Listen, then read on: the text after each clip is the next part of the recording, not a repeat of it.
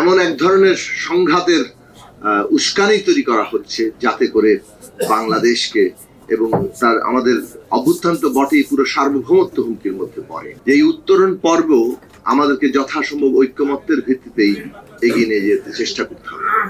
দুটো কারণে, একদিকে হচ্ছে এই ঐক্যমত্য দরকার, কারণ জন আকাঙ্ক্ষা যেটা তার যারা প্রতিনিধিত্ব করেন সেটা এখন এই সকল অংশীজনদের মধ্যে দিয়ে সেই প্রতিনিধিত্বটা ঘটছে।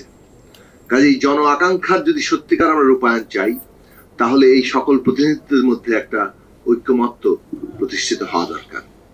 আরেকটি গুরুত্বপূর্ণ কারণ হচ্ছে পতিত ফ্যাসিস্টরা এবং তাদের দেশি বিদেশি দোসররা প্রতি মুহূর্তেই এই অভ্যুত্থানকে ব্যর্থ করা, অভ্যুত্থানের উপর দাঁড়িয়ে থাকা যে অন্তর্বর্তী সরকার তাকে ব্যর্থ করার চেষ্টা করছে এবং নানাভাবে সেটা তারা সক্রিয় হচ্ছে, যার প্রকাশ আমরা সর্বশেষ চট্টগ্রামে দেখলাম। নৃশংসভাবে একজন আইনজীবীকে হত্যা করা হয়েছে এবং পরিষ্কারভাবে এই দেশে একটি এমন এক ধরনের সংঘাতের উস্কানি তৈরি করা হচ্ছে যাতে করে বাংলাদেশকে এবং তার আমাদের অভ্যুত্থান তো বটেই, পুরো সার্বভৌমত্ব হুমকির মধ্যে পড়ে। ইসকনের ব্যানারে যেভাবে এটা করা হয়েছে, সরাসরি বলা যায় যে এইখানে হিন্দু সম্প্রদায়ের মানুষের উপরে আক্রমণ করার জন্য একটা উস্কানি দেওয়া হয়েছে এবং সেই আক্রমণটা ঘটলে পুরো পশ্চিমা বিশ্বে এটা প্রচার করা যেত যে এই ধরনের ঘটনা বাংলাদেশে ঘটছে, কাজে এখন বাংলাদেশে তাদের হস্তক্ষেপ করা দরকার। কাজে পার্শ্ববর্তী দেশ সহ যেভাবে বাংলাদেশের আজকে এই অভ্যুত্থান এবং জন আকাঙ্ক্ষার বিরুদ্ধে তৎপরতা চলছে, সেইখানে আমাদের ঐক্যের কোনো বিকল্প নেই। আমরা সেই জায়গাটা তৈরি করব এবং এই যে একদিকে জাতীয় ঐক্য প্রতিষ্ঠা লক্ষ্যের স্পষ্ট করার জায়গা থেকে এবং আমাদের যে কাজ, রাষ্ট্রের পুনর্গঠনই বলেন, রাষ্ট্র ব্যবস্থা একটা গণতান্ত্রিক বন্দোবস্তে নিয়ে যাওয়ার কথা বলেন, এইটা করার জন্য মানুষের সামনে তার যথাযথ উপলব্ধি, তার কর্মসূচি, তার লক্ষ্য স্পষ্ট করা দরকার। লেখক শিল্পীদের চাইতে এই ভূমিকা আর কে বেশি ভালো করে পালন করতে পারেন?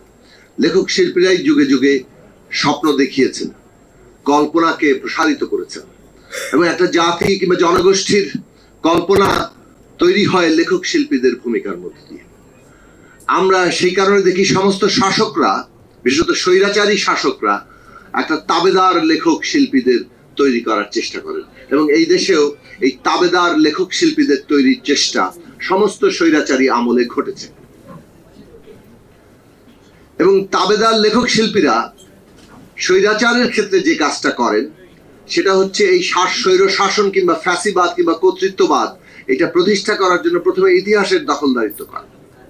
ইতিহাস দখল করতে পারলে অভ্যন্তরীণ ভাবে নিজেদের জনগোষ্ঠীর উপরে কর্তৃত্বটা স্থাপন করতে সুবিধা হয় এবং এই ক্ষেত্রে আমরা আওয়ামী লীগকে চ্যাম্পিয়ন অবস্থায় সর্বদাই দেখেছি এবং তাদের পেছনে সবাই কাজ করেছেন কিভাবে ইতিহাসের একটা দখলদারিত্ব করতে করতে করতে সেটা শেষ পর্যন্ত এক পরিবার, এক ব্যক্তিতে আনা যায়।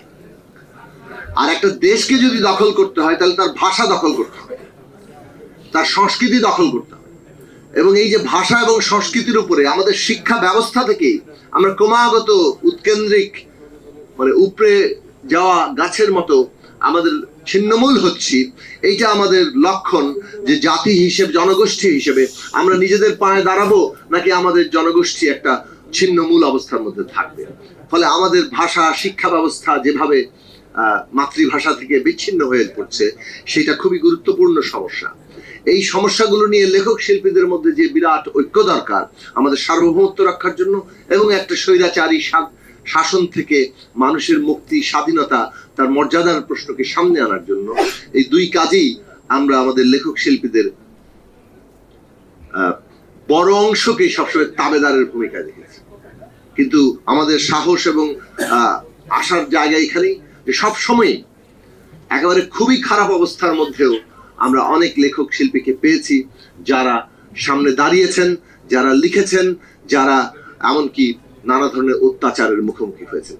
সেইটা বাংলাদেশ পূর্বকালেও এবং বাংলাদেশের প্রতিষ্ঠার পর থেকে এবং এই ফ্যাসিবাদী কালেও, বিশেষত গত 15 বছরে আমরা যেভাবে একেবারে পুরো লেখক শিল্পী সমাজকে নানাভাবে সুবিধা দিয়ে এবং নানা ভয়ের মধ্যে রেখে একটা খোঁয়ারে ঢুকিয়ে ফেলার চেষ্টা করা হয়েছে, যে কারণে অনেক অনেক কীর্তিমান লেখকদের শেষ পর্যন্ত চাটুকার কবিতা লেখার কীর্তিতে এসে পড়তে হয়েছে।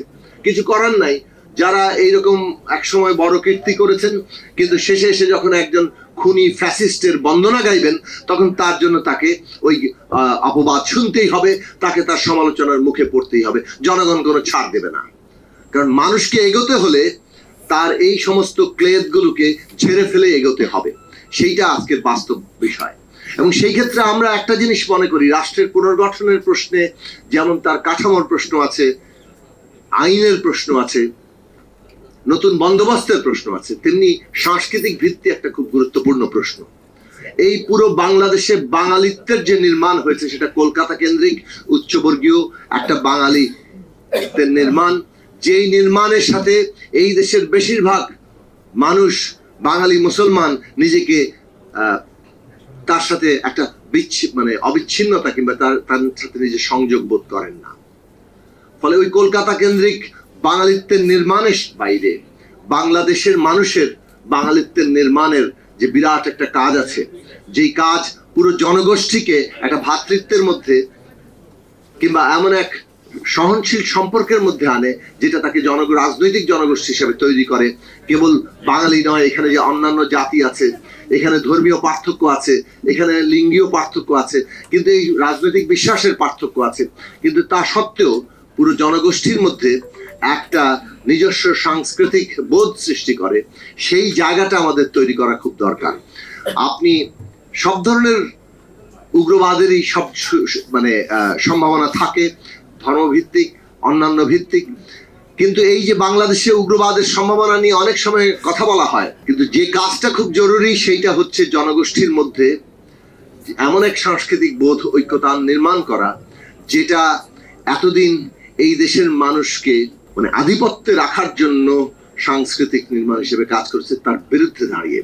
তার বিরুদ্ধে দাঁড়িয়েই এখন লেখক শিল্পীদের কাজ, আমরা নতুন কি সাংস্কৃতিক নির্মাণ করতে পারবো যেটা বাংলাদেশকে, তার রাষ্ট্রকে এবং তার জনগোষ্ঠীকে একটা নতুন উচ্চতায়, নতুন সংহতিতে আসলে তৈরি করতে পারবে। সংবাদ, ফিচার ও অনুষ্ঠানের জন্য ভিজিট করুন সংবাদ প্রকাশের ওয়েবসাইট এবং যুক্ত থাকুন ফেসবুক পেজ ও ইউটিউব চ্যানেলের সঙ্গে।